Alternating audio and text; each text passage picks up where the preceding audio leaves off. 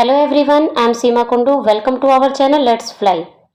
Student, this is part 2 and we are doing MCQs of chapter French Revolution from history portion.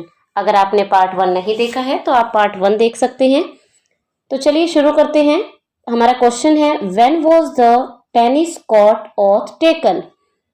National assembly जब बनी उसने tennis court में कब शपथ ली थी? So option are June 2017 89, July 2017 89, अगस्त 2017 89, जुलाई 2017 91. जैसे कि बच्चों आपने पिछली वीडियो में किया था, आप एक पेपर और पेन लेके बैठ जाइए और मेरे आंसर देने से पहले आप अपना आंसर मार्क कीजिए ताकि आपको पता लगे कि आपकी इस चैप्टर की कितनी तैयारी है और आपके कितने क्वेश्चंस करेक्ट हैं. So the right answer is June 2017-89. Next question है, what was the main reason that several thousand women marched on Versailles in October 1789? So the options are bread shortage in Paris, universal suffrage for man and women, universal suffrage मतलब right to vote, an influenza outbreak, an exhibition of Marie Antoinette fashions. ये Marie Antoinette कौन थी? Louis 16 की wife. So the right answer is bread shortage in Paris. Next question, French celebrate July 14 as a holiday because it is the anniversary of the storming of the Bastille, the tennis court oath, the beginning of the first French republic and the death of the Robespierre. It is very easy. July 14 as a holiday because it is the anniversary of the storming of the Bastille. Next question, Marie Antoinette was the wife of which French monarch? मैंने अभी बताया. So options are Napoleon, Louis 14, Louis 5,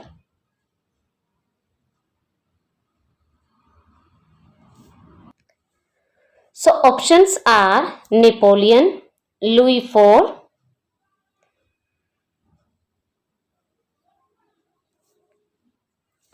so options are Napoleon, Louis 14, Louis 15 and the Louis 16. I think सभी को इसका answer पता होगा. Answer is Louis 16. Next question, which of the following rallying cries best describe the second stage of the French Revolution? God and the King, equality, liberty, bread and peace. Think what is the right answer? Right answer is equality. क्योंकि जो second stage of French revolution था उसमें सबसे ज्यादा जोर equality के ऊपर दिया गया. Next question, which of the following list of events is in correct chronicle order from earliest to latest? Earliest to latest means कि पहले कौन सी घटना घटी और उसके बाद कौन सी घटना घटी. So options are a state general convenes, civil constitution of the clergy is issued, Louis 16 is executed and storming of the Bastille. Next option, National Assembly is established, Reign of Terror declaration of Pillnitz, Louis 16 attempt to flee France, Tennis Court oath, storming of the Bastille, First Republic is declared, Reign of Terror. And last option is Directory take the dictatorial power, Napoleon overthrow the Directory, Robespierre is executed and declaration of the Pillnitz. I think अभी तक आपने अपना answer सोच लिया होगा. And the right answer is tennis court oath. सबसे पहले जो है टेनिस कोर्ट में नेशनल असेंबली बनी and they took the oath also, storming of the Bastille, first republic is declared and the reign of terror.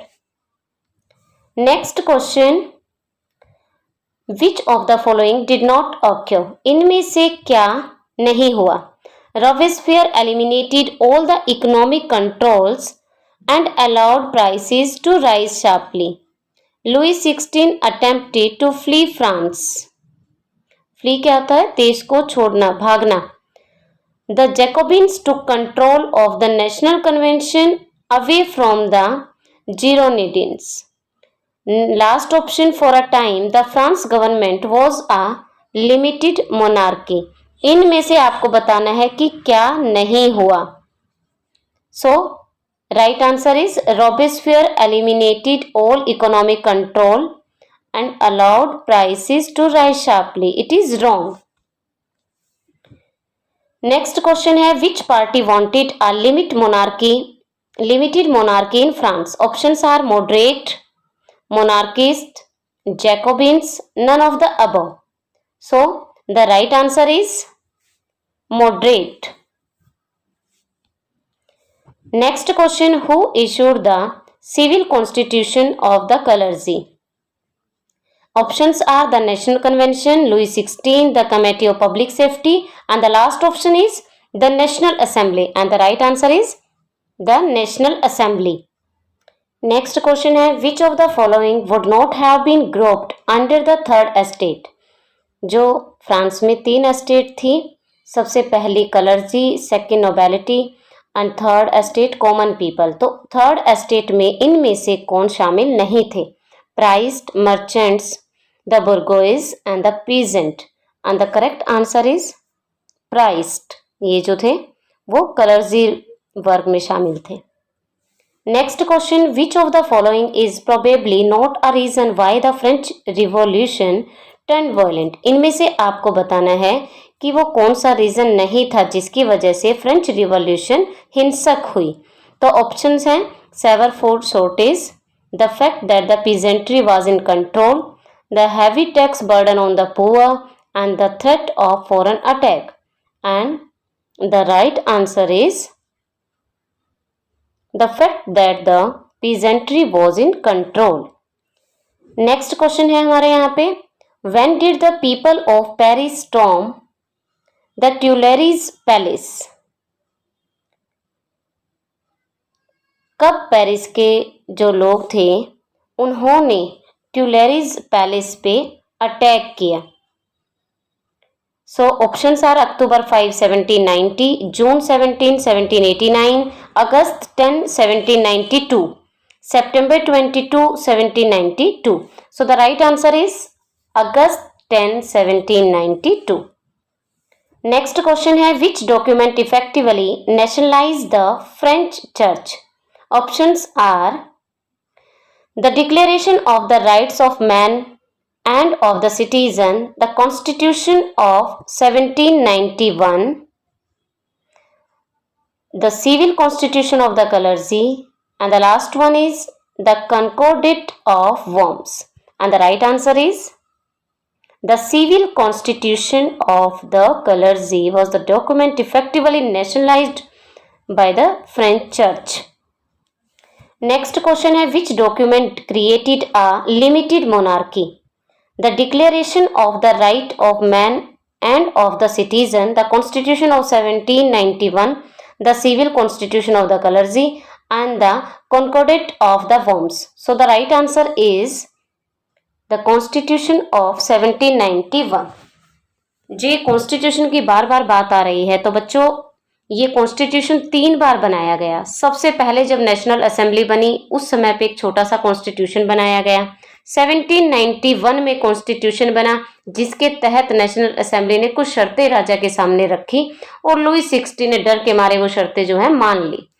And after that जब Robespierre की death हो गई उसके बाद 1795 में भी एक कॉन्स्टिट्यूशन बना। तो आप इन तीनों जो है कॉन्स्टिट्यूशन को याद रखिए। नेक्स्ट क्वेश्चन है, which document declare that all man are free and equal? The declaration of the right of man and of the citizen, the constitution of 1791, the civil constitution of the clergy, and the concordat of the Worms, and the right answer is the Declaration of the Rights of Man and the Citizen. Next question है, why do some historians consider the passage of the civil constitution of the clergy to be a mistake? बार बार इसका जिक्र आ रहा है यहाँ पे, the civil constitution of the clergy. जो सिविल कॉन्स्टिट्यूशन ऑफ कलर्जी था उसको बहुत सारे इतिहासकारों ने एक बहुत बड़ी मिस्टेक माना है। तो इसके पीछे क्या रीजन है? फर्स्ट ऑप्शन है it increase the size of the clergy and reduce the number of available soldiers. It empowered the conservative institution of the church against the revolution. Third, it turned France into a Protestant state. And the fourth is it created a dilemma for the devout masses of France, forcing them to choose between the revolution and the God. It created, right answer is it created a dilemma. असमंजस की स्थिति जो है masses जनता के बीच में हो गई कि उन्हें क्या चुनना चाहिए, रिवॉल्यूशन एंड गॉड, जिससे कि वो इस रिवॉल्यूशन से पीछा छुड़ा सके. नेक्स्ट क्वेश्चन है which group was most likely in favour of a limited monarchy. Monarchy होते हैं राजा के हाथ में सारी सत्ता का होना, किंग पावर. तो इनमें से कौन सा ग्रुप था जो लिमिटेड मोनार्की को मानने के हक में था. Options are the Jacobin, the monarchist, the Girondins and the aristocracy. So the right answer is Girondins. Next question है which group was most likely in favor of the principle of privilege and federal obligation. Privileges जो सुविधाएं दी गई थी Nobel peoples को, कलर्जी को, federal obligations जो जमींदारी system था, सामंतवादी system था, तो कौन सा ग्रुप उसके हक में था. तो आंसर है अरिस्टोक्रेसी. नेक्स्ट क्वेश्चन है which group was most likely in favour of absolute rule by dynasty. जो कि पूरी तरह से ही चाहते थे कि सारी सत्ता राजा के हाथ में हो.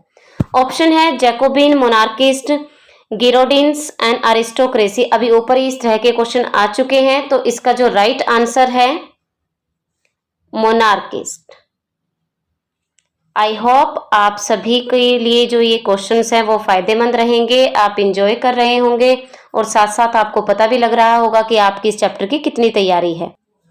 नेक्स्ट क्वेश्चन है which group was most likely in favour of the system of 1 vote per estate in the estate general. आपको याद होगा कि स्टार्टिंग में किंग ने एस्टेट जनरल को बुलाया था. उसमें कौन सा वर्ग था जो चाहता था कि एक एस्टेट के पास केवल एक वोट हो. मैं आपको बता दूं कि जो एस्टेट जनरल थी उसमें 3 वर्ग थे जो शामिल हुए थे. फर्स्ट जो कलर्जी, सेकंड जो थे नोबल और थर्ड एस्टेट जनरल. कलर्जी के 300 पीपल थे और नोबल के भी 300 थे और जो कॉमन पीपल है थर्ड एस्टेट थी उसके 600 थे. तो कॉमन पीपल का कहना था कि जो ये वोट 1 वैल्यू और 1 वोट है, वो जो एक एस्टेट के पास एक वोट है वो जो है नाइंसाफी है. जो पीपल ज्यादा है तो इसीलिए कलर्जी नोबल के पास एक एक है, परंतु जो थर्ड एस्टेट है उसकी वोट वैल्यू को बढ़ा देना चाहिए. पर इस बात को राजा ने नहीं माना था. तो इसका यहाँ पे जो राइट आंसर है वो एरिस्टोक्रेसी है, क्योंकि ये चाहते थे 1 वोट पर एस्टेट होनी चाहिए, 1 वोट 1 पर्सन नहीं होनी चाहिए. नेक्स्ट क्वेश्चन है in which position did Napoleon begin his career. Napoleon Bonaparte जो कि रॉबेस्फियर के बाद जो डायरेक्टरी का रूल था, डायरेक्टरी जो कि एक्सिक्यूटिव थी, एक्सिक्यूटिव और लेजिस्लेटिव में हमेशा आपस में असमंजस की स्थिति बनी रहती थी, आपस में क्लैश होता था. इस वजह से उस समय नेपोलियन ने उस स्थिति का फायदा उठाया और जो है फ्रांस में डिक्टेटरशिप लाई. तो यहाँ पे पूछा गया है कि नेपोलियन ने अपना जो कैरियर था वो स्टार्टिंग किस फील्ड से की थी. Government, bureaucrat, army officer, doctor, landlord. So the right answer here army officer. Next question है to which country were Louis 16 and his family trying to escape when they were capture. जब उन्हें पकड़ा गया तो कौन से देश में भागने की प्लानिंग की जा रही थी लुई 16 और उसकी फैमिली के द्वारा. तो ऑप्शन है Austria, Spain, Britain, Germany. And the right answer is Austria. Next question है when did the national assembly confiscate church property. National assembly ने चर्च की सारी प्रॉपर्टी को अपने अधीन कब किया. तो ऑप्शन है June 1790, May 1789, February 1790 and April 1792. And the right answer is February 1790. Next question है which of the following was not a revolutionary figure. इनमें से कौन